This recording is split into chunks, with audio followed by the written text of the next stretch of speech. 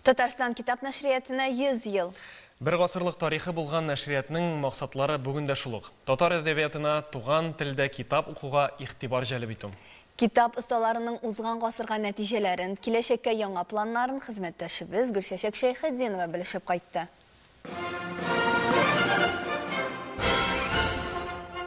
Татарстан китап нәшриятының тарихы бір ғасырдан артыграк дияргә дә мөмкин. Чөнки ул Казанда инде эшләп торучы типография нәшриятларны берләштерүдән башланган. Татар-Башкорт үзәк комиссариаты үзенең нәшрият бүлеген Казанга күчерергә карар кыла. Татар-мөселман халкын, ул вакыттагыча әйтсәк, халык массасын агарту йөзеннән. Бүлек мөдире Галимҗан Ибраһимов була. Шулай итеп, 1919 елның 22 июлендә Казанда РСФСР дәүләт нәшриятының бүлеге оештырыла.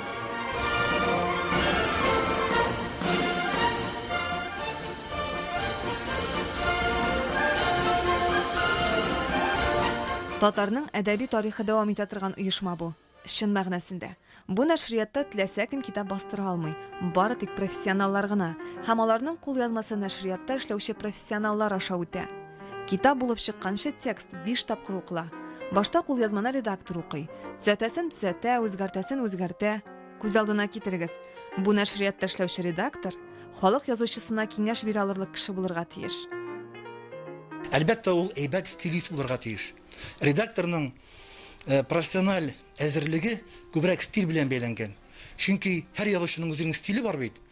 Шушы стильне, язучының стилен туя белергә тиеш редактор. Композицияларга да үзенең фикерен әйтә ала һәм автор белән эшләгәндә шушы композицияны, сюжетны, аның конфликтның барылышын, үстерелешен шулай үзгәртә ала. Әгәр дә үзгәртерлек дәрәҗәдә, редактор теләгәнчә үзгәртерлек дәрәҗәдә була алмый икән, ул әсәрне кире кагалар, китап кире кагыла, яки алыштырыла, яки авторны үрьяңдан эшләп китерә. Менә шуңа күрә китапның кулъязмасын кабул итер алдыннан без еш кына аны рецензияга биреп алабыз. Бик әзерлекле профессионал язучыларга, галимнәргә рецензияга биреп алабыз да инде. Әгәр ул уңай рецензия була икән, автор белән эшләү барышында редактор да шулай уңай фикер әйтә икән, шуннан соң гына китап бастырылырга алына. Без теләсә нинди кулъязманы бастырып чыгармыйбыз. Редактордан соң текст корректорга юнәлә 2 тапкыр. Корректорлар бүлеген чистилище диләр монда. Китап нәшриятында шаяртулар да шулай дөнья классикасына тоташа. Техник редакциядән редакторга әйләнеп кайтканчы текст рәссам бизәүче кулына эләгән. Барлык китапларның бизәлеше өчен җаваплы кеше монда Ринат Хәсәншин. 12 ел эшли икән нәшриятта. Без кергәндә Абдулла Алиш әкиятләре китабын әзерләп ята иде.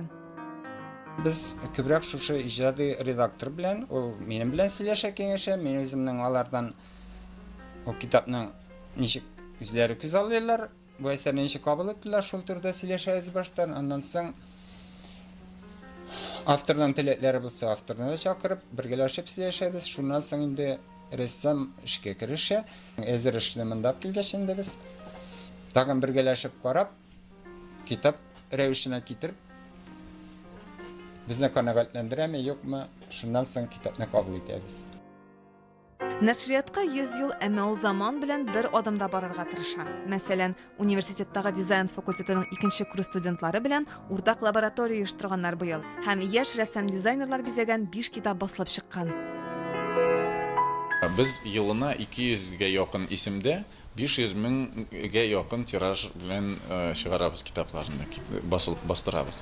Бу уртача инде. Сатылган китапларның 75% балалар өчен эшләнгән китаплар.